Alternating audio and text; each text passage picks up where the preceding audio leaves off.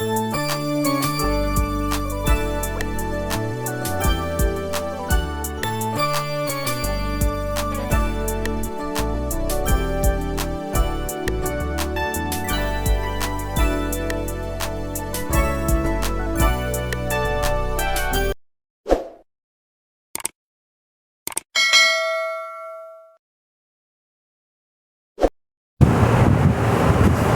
guys, Hi!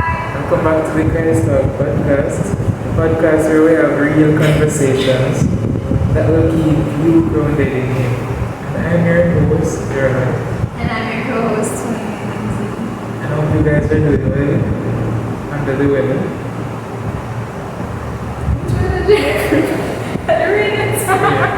Okay. So as usual, we continue to have those conversations that are often overlooked in the Christian community. Because I think that there is just so much that we can talk about, so many things that we can draw from. But today we're having a conversation that I think is real and will really hit home for a lot of Christian believers. And that is the topic of lust. So, what is your view on lust, though? It's very dangerous. It's something that you should play with.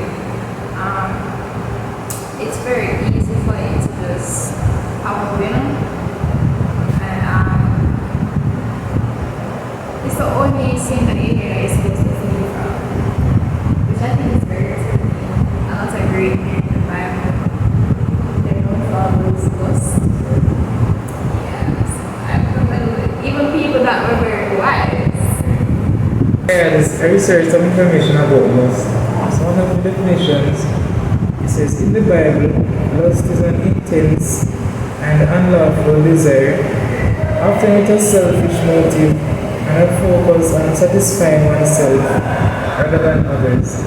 It can manifest as a craving for sinful things like illicit sex or revenge, or as a desire for something good in a wrong way or for wrong reasons.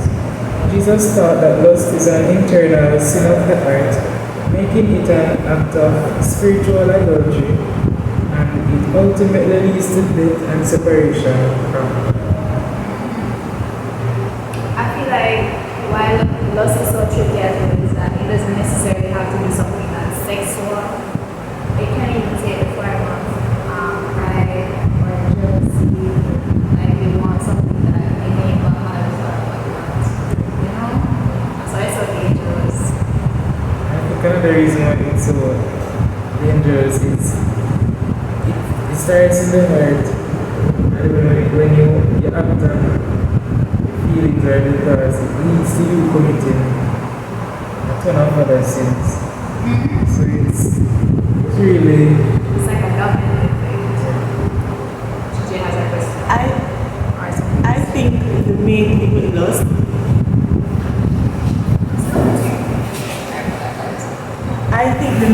with lust, as it was stated by in the definition, is that it's a sin that you commit against your own body. As we know, once you have this, I'm talking about lust in the sense of having actual intercourse, you will become one with the person. In the Bible, we didn't have no wedding ceremony, we had no ceremony, we never have this, something there. Persons became married by sleeping together, because when you sleep together, you become one, you're intertwined. So when you're just giving yourself, you're giving a piece of yourself to these persons. Because when you give into lust, more often than not, it ends up going further than it is supposed to. And then when you just consistently giving into lust, and it's not your God-given spouse, you're consistently giving a piece of yourself to this person. You're giving your energy. You're literally giving yourself body to this person that is not your spouse. So that's one of the reasons why I think God's supposed to free from us. He knows the mental and physical toll doing something like that causes you. When you keep on and give yourself to person that is not your spouse, when you finally find the person, you're going to have less to give. Even if it's not something that you consciously do every time somebody, especially you're welcoming that person's spirit into you. And then when they leave, they're taking it with you again. And they're leaving something, that you can't remove, because you're just becoming one with multiple persons. So when you become one with this person, you stop talking, you become one with this person. It's going to the whole piece that you were before, you're just going to be chipping off.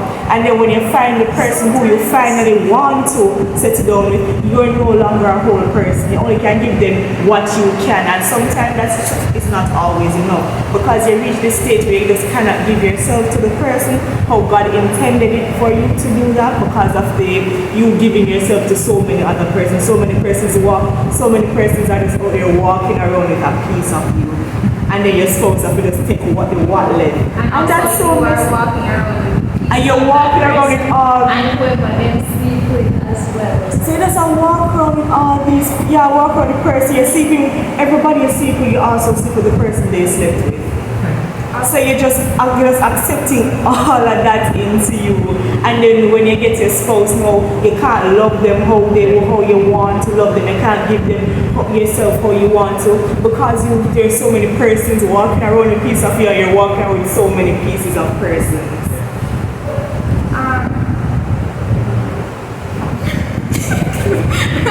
Also, I wanted to say something about you said something about the ceremony thing.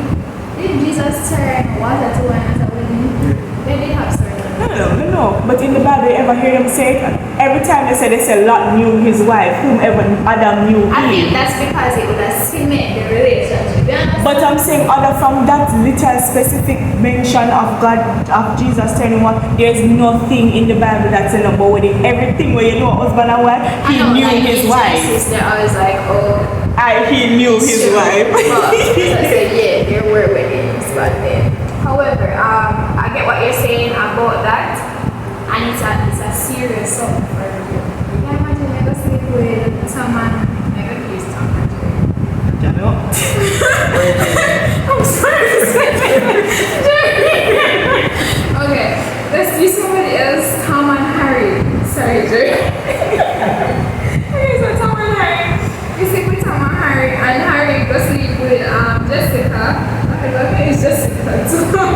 Jessica and Susan. That's right. Jessica and Juliet. No, Juliet. Jessica and Juliet. And then, like, whatever piece of, as you said, piece of, going dip on Harry. Harry sleep with them before you, Harry come to you and you sleep with Harry, and you pass that on to, who else did you call Tom? You pass that on to Tom. It's dangerous. And then to cut all of those soul ties off, you must need some deliverance. Serious prayer. And also, I feel like it's sad because sometimes, because of those experiences that you've had with those people, before you find a spouse, you're going to start compare them to your spouse. And then you're going to say, oh, but Harry used to do this, and Tom used to do this, and my spouse, so 100 because you're supposed to innocent, you're supposed to just learn your body. Harry and Tom have years of experience with your body, so they know exactly what to do. Plus, your spouse probably don't see you as an object, you understand? He sees you as a person, as the Lord's daughter, you understand? So certain things are not going to want with you, But Harry and Tom, then probably going to be like, even if it's not fully that they recognize that they don't see it as a person, they're going to see it as an object, they see it as a sex object. They're not going to treat you like an object. And even pornography would actually have a correlation to this. I feel that, it requires your brain, it corrupts you to the point that you start seeing persons that you shouldn't be seeing that way. In that manner, and also you start to do whatever them depending the partner so you want to see your partner, and your partner can't handle them something there. Your partner shouldn't be being treated like that, you start to see it as just something that should be done, start to them as an object or whatnot, instead of the person that the Lord wants you to see them as. So it's not something that's pure anymore. You're corrupt. And you start hurting. I've heard of a person saying that they actually started hurting their partners because of that. Because porn just corrupt their mind. Like, they don't know what to do anymore. They don't know how to be gentle or whatnot. They just start dealing with them. Some sort of. You get what's happening? I think not even just in Christian relationship. Once you're married and you start to consume pornography, that's where cheating begins. When you realize that you are seeing things that your partner is not fulfilling, you're going to go and look for it somewhere else. If I see this thing and I'm saying, Jesus, I want to try that, and then I bring this weird sexual thing to my Christian spouse, I'm supposed to, I'm not interested. There are going to be persons outside who are, because now your feed, remember, whatever you feed yourself, that's what you want. That's why I say to starve the flesh and feed the spirit. But if I am feeding myself into that holy stuff, I'm going to want to try it eventually, because you become a product of your environment. When I surround myself, that's when I decide to want to consume eventually. I am going to get curious. So if at that point I'm not getting that from my spouse, or the spouse just cannot keep up with my growing desire that I am trying, that may have forced on myself also, that's where cheating comes into play. Because I know a lot of Christian couples that end up going down that path because of stuff like that. Them start saying you're looking at other persons this way, all of this, and because of the type of things that they started to consume, whether consciously or unconsciously. That's why you have to be very careful, because as I said, if you're lost in your heart, you're basically sin already. So when you start to feed the lustful spirit, you're going to start to look at other persons other from your spouse, and you're going to want to do some stuff that you know say no spouse now don't want. And also you're going to start you think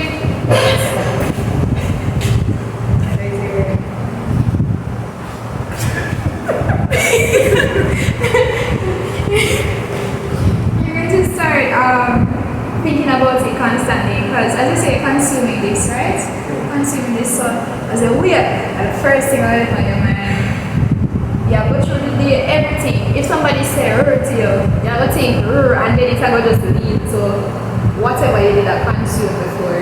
May I tell you, I saw it on the word. Just like how they say, if you feed the spirit, right? With the word and so on, and it's what you really become. You know, it shapes you. At the same way, you're feeding yourself with lustful things like porn, other things. I don't know what else, but yeah, you're going to become that thing. You're going to embody it. And it's dangerous because it can also corrupt the persons around you as well. It's like a disease. But as Gigi was sharing, as well as what you had shared earlier, I think it really is the nail on the head, because it's just the truth. So I think one of the reasons why God tells us as Christians, or why we're not advised to have sex outside of marriage, is because God knows all of these things. But I think the generation that we're living in now, because I realize even a lot of Christians won't support that they actually don't see a problem with sex before marriage. I think that is so. How much Christian do you That is so crazy. Because how can it be that God knows everything? He created the whole world. The things that we're going through now is not new. It may be new to us, but it's not new to them. So if He has certain laws and certain guidelines that we should follow, we should not try to act like we know more than God, the Creator. A lot of Christians, as I said earlier, they don't see anything wrong with it. And I have heard cases of persons who they are proud while it is that they were serving God, Now that they're talking about it, they actually had sex outside of marriage. And they're talking about it, they're so proud that it's a great accomplishment. So I think we're trying to hold on to the precepts of God. We will be seen as the fools. But we don't have to do what's right. Yes, we're going to damage ourselves. I think that's crazy because honestly, you can actually sometimes we even think about the fact that one day you actually have to become intimate with someone that free members. Because I feel like sex is so vulnerable and persons they're not thinking everybody just like do it nowadays, like I'm naughty. I mean I said probably I'm the fool, but no, I'm not the fool guys.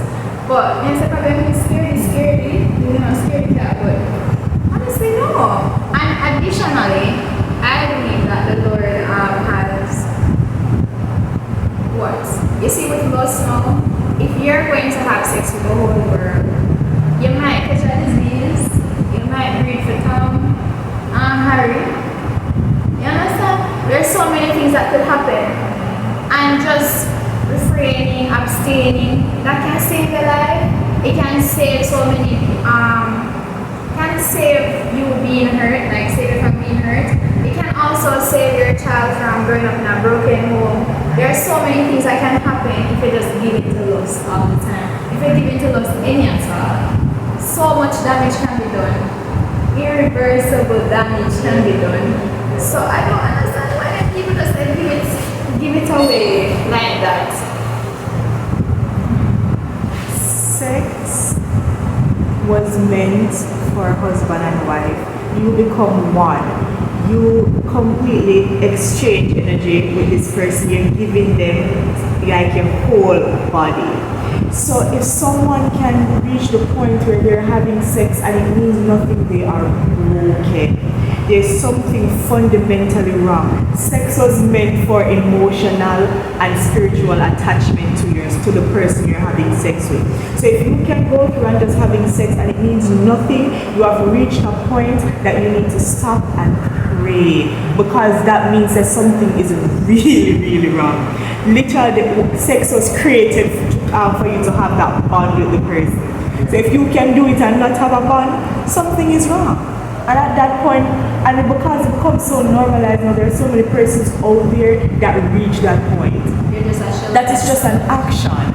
And that's very bad. Not even from just a spiritual standpoint. If you can like just be out there giving yourself away and feel absolutely nothing, something's wrong with you. I'm sorry, one song comes to my mind, like Christian song, you said that. As you know, Shiji mentioned, God created sex for a man and a woman to enjoy, but it has to be done in the right way. And I don't know, I fear for the future, especially the future of the church. I don't know. I've been around a lot of people, and sometimes I hear the conversations that they're having. I don't know, and the next 20 years from now, if I'm still around, and if Jesus doesn't come back in the next 20 years, I really fret forward.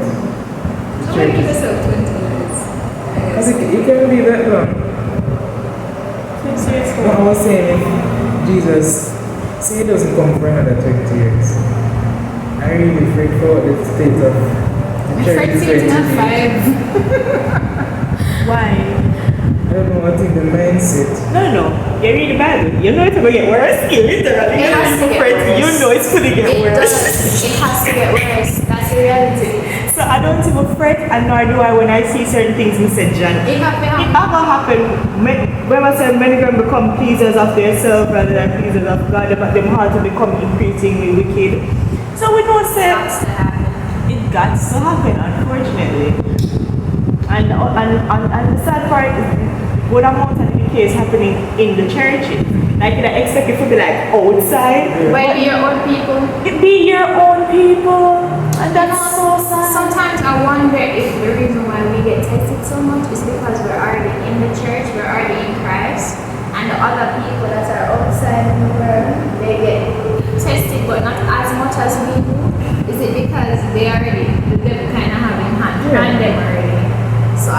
that's why the guy is so excited. Okay, so for that one specifically, because I wondered it too. But look at it like this. As a teacher, if you have 50 students, half of them struggling and the other half say you have them on the lock and key, but the other one them on the file, who are you going to pay more attention to? No, so if you never know say yeah, I have this nigga under lock and key, me know say he is coming with me. The reality is the devil have a tribe for the person them when no have a better chance like of entering the kingdom because him want to lead on astray, but if him already know say him have this person, him don't need to keep track of this person. He's going to be focusing on the saints, the one that will actually have a chance because his objective is to lead as much persons away as possible. So the harder you fight is the greater your purpose. Because the devil would have never wasting time and fight you out if you know say him have you on the lock and you have to come with him, come burn. If you know you have to burn with him, he must say make you do. But if you know say Jerry, I go have him name between the Lamb's Book of Life. Maybe I work on Jerry, want Jerry come burn with me. Me now go on Lamb's Book of Life, you not go neither. So I feel like the greater your fight is the greater your gift and the greater your purpose. Cause look at how you can look at it when you really get the fight. Look at Job. Job did get the fight. Because Satan, because remember, yeah, but like Job. Because remember, Satan did say Job was only praising God because he was, when there him having money, him have all of that. So God is allowing him the opportunity because every trial you go through builds you for something else. It makes you stronger. God now give more than you can bear. So every trial and tribulation you go through, it is for a purpose and it is for your benefit. So most time him just allow the devil for work with you because you know say you have to overcome and you want to show God. The devil say, yeah man, Toni-May is not only with me. I can't call my name too. Toni-May is not only with me because her life is going good. She can go through this tribulation and still praise me and still ask me for help. You need another one anyway. But yeah, as you had mentioned about Joseph, I remember I think it was his master's wife who made a move on him.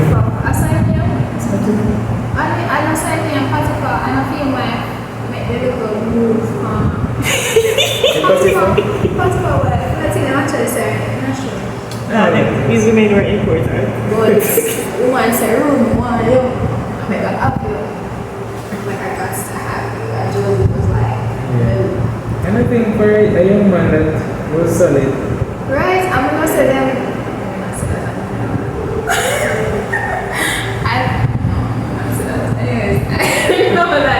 That might have been really hard to do, you know? But probably to how, like, God presents in there, you know? You never even have time to think about that. So it probably never ever hard for you to reject her. I like to think that. It's true because I realize the more time I spend in the Word of God and meditating in His presence, I realize temptations, they're still there. They're still going to come. Yeah. But you see, when the less time I spend in His presence, is the more vulnerable I get toward the temptation. That's why I have to So it can still be a daily thing. You know, we can't say, okay, last week I spent, we don't want that time with Him, so I could feel sick. You know, every single day. But not every day it's going to be like that. Sometimes I have some off days. I have some very off days sometimes. Actually, you see, when I'm on TV, I usually tell about my daily routine. So usually I read when I'm at home, but I had to start carrying it in my lunch kit. Why not my bag? Is because in my bag I might not really look at it, but the lunch kit may be where I have to eat. I understand my daily bread, so I'm going to eat. Because someone usually go to my lunch kit and say, why is it daily bread in your lunch kit? Because I'm going to eat daily. Oh yeah. So you have to try to have to make sure you put measures in place so you have time to actually read and reflect, meditate on the words, not only the Bible necessarily, but sometimes what I've realized that majority of the times the daily bread I can relate to something that is saying. You understand? So it's good to like get some Christian books and not saying the Bible alone can help you, but it's good to have a Christian book where you can look on sometimes. You know? And as I mentioned that there was the other day about, as I've always been seeing a book in the history, and then you ever see it. It's called God Goes to College Book. I think it's a fun student who wrote it too. Oh yeah. I think I've seen it. So was a language student that No, I wrote it? think it was early challenge today. I met her the other day at the open day. Green and orange because it's two volumes. So I've got volume 1. I'm really excited to start reading it. Because It takes a while, Jerry. I'm just looking at where you started learning. it's just been a couple days since I've been, so I'm going to start it soon. But we don't have to find resources and things to help us on the journey. So they said it's not that the Bible is not enough. But whatever it is that we're interested in is like for me, I love to read and I love podcasts. So these are the things that I look into along with the word. Not that the word means any help per se, but find more content, Christian content that will encourage us on the journey.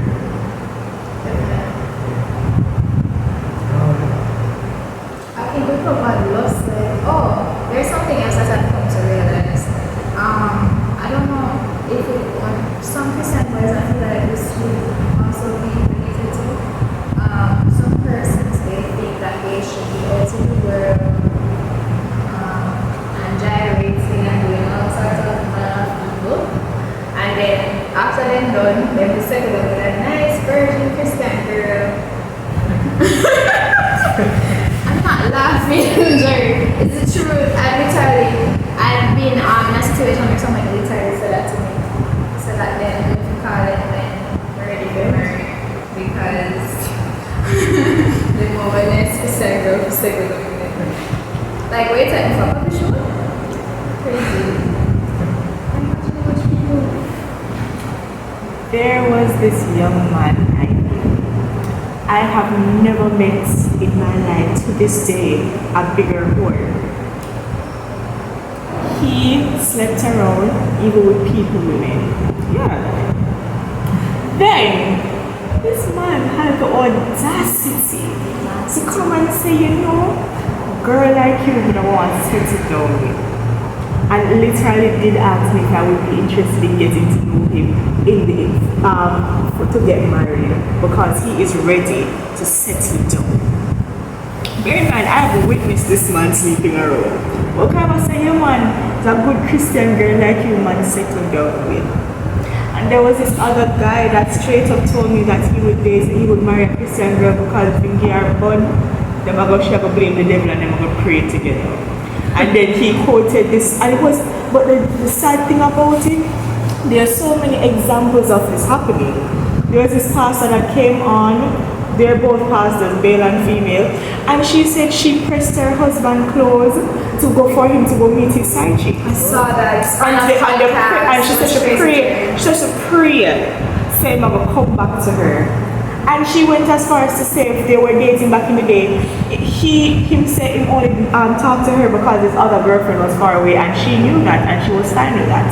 He spoke to her out of convenience, she knew, and she was fine.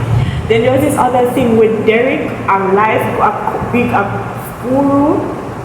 He was cheating with multiple women.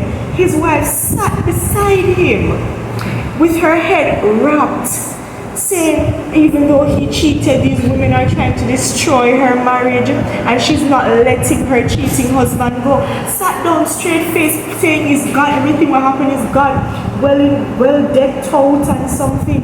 So when men say stuff like that, they can't say they're just being stupid. There are so many examples of these quote-unquote women of God that's pushing this narrative. So when their husband cheat, all they have to do is pray and God is going to deliver the husband back to them. So when they genuinely said it, they could find examples.